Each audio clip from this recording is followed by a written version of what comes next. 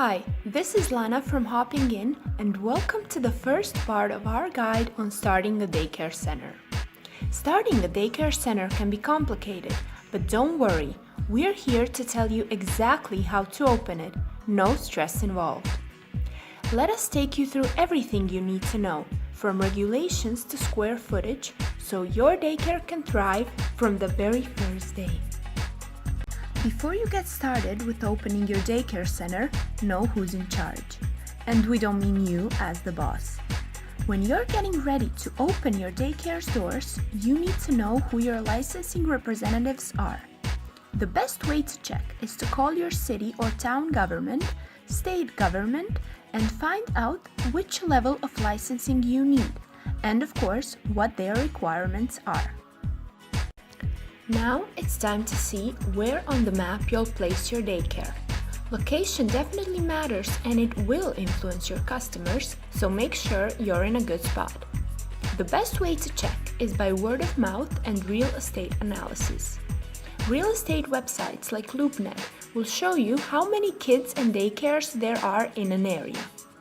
If there's only one daycare in a neighborhood with more than 3,000 kids younger than 5, it means your daycare will thrive. Consider your pay model as well. If you want only private pay, a higher income area is usually best. You can always consult other options like Hopping In, which helps you fill your daycare center, offer drop-in care, and turn absences into new bookings. And don't get discouraged if there are more daycares in your perfect location. A typical daycare center might have a capacity for 50 kids, but if it's in a neighborhood with 2,000 kids, that still leaves room for a few daycare centers to run successfully. And if you're wondering how to choose the perfect location, we've got a few handy tips. Pick somewhere close to a main street. It's not just easier to get to, it's easier for potential customers to notice you, and that means less money spent on marketing. Make sure there's parking, if required by licensing. Check with your representative to see if you need to create a drop-off zone in front of your daycare. Let natural light in, especially if required by licensing. If you're sandwiched between buildings, look into skylight. Look at different locations and get an architect who is familiar with daycare requirements to review the space before you make the final offer.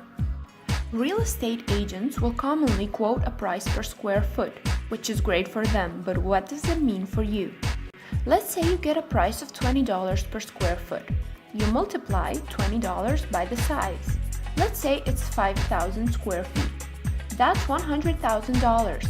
To get the monthly rent, you divide the 100,000 by 12.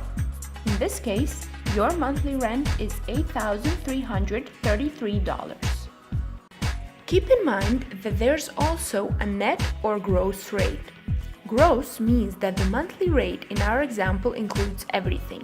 Net lease means that in addition to $20 per square foot, you have to pay your share of the landlord's property taxes, insurance, and other expenses based on how much of the building you occupy.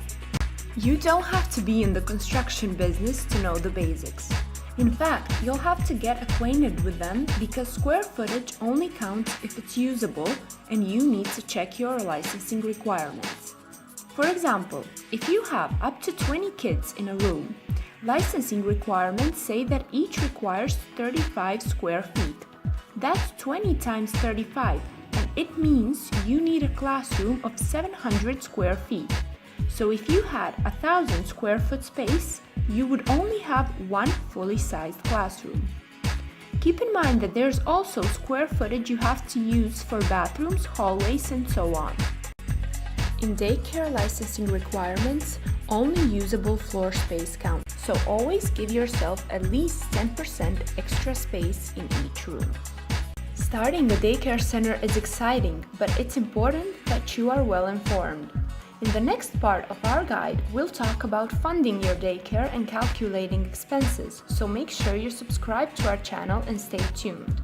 You can also check out our blog at hoppingin.com with even more helpful advice for daycare owners. Thank you for watching and see you in part 2.